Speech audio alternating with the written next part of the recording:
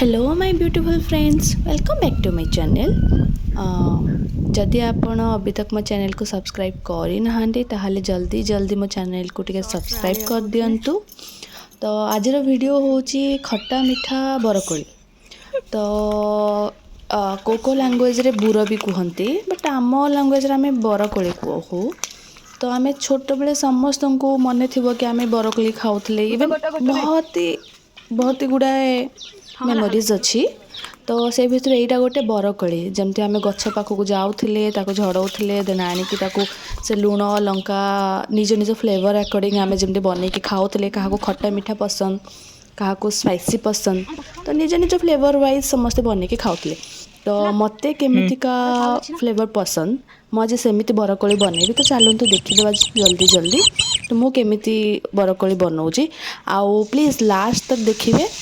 Last को एमती गोटे जिनस अच्छी जहाँकि मुझे एडिटिंग करी मुझे निज हंस उपर कंट्रोल कर पार नी। आई होप आपन को भी पसंद आसो, आपन भी टे हंसबे। तो से प्लीज लास्ट तक देखिए।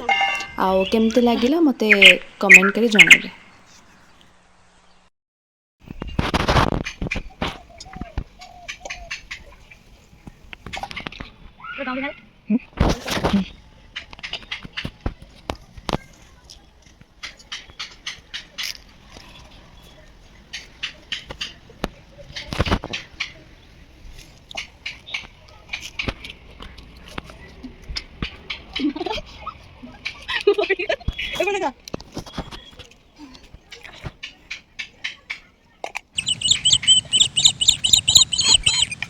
मुझे मुझे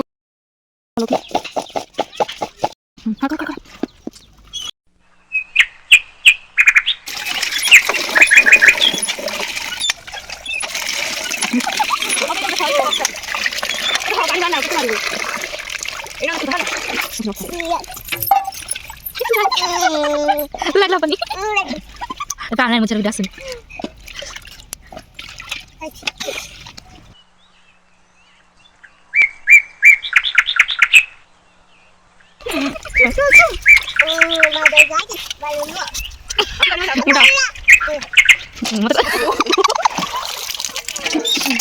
अरे मार जोले कोण यार हां लगा नो अरे बड़ा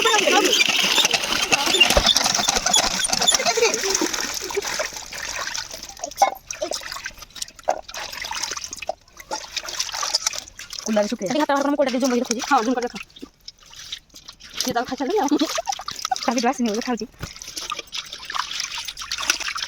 पानी जो छोट है ना स्टॉप करी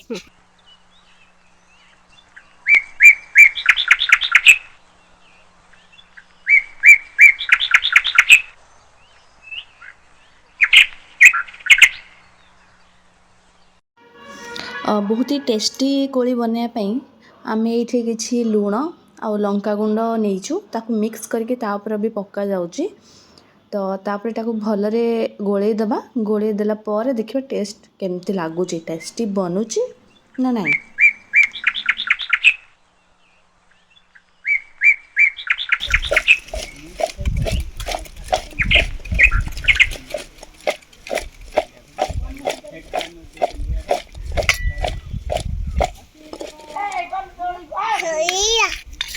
सोइया और ठीक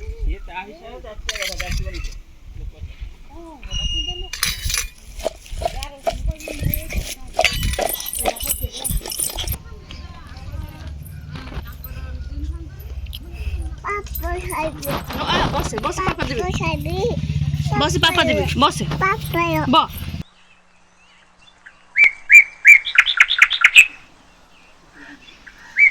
और खा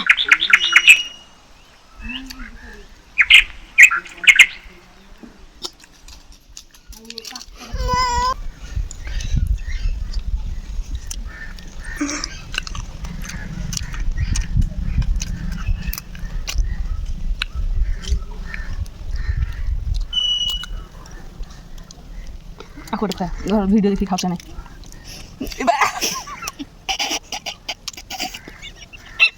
जमती कहते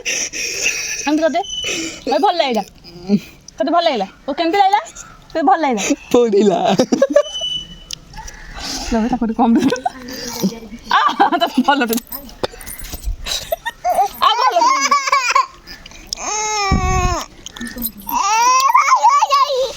Hola.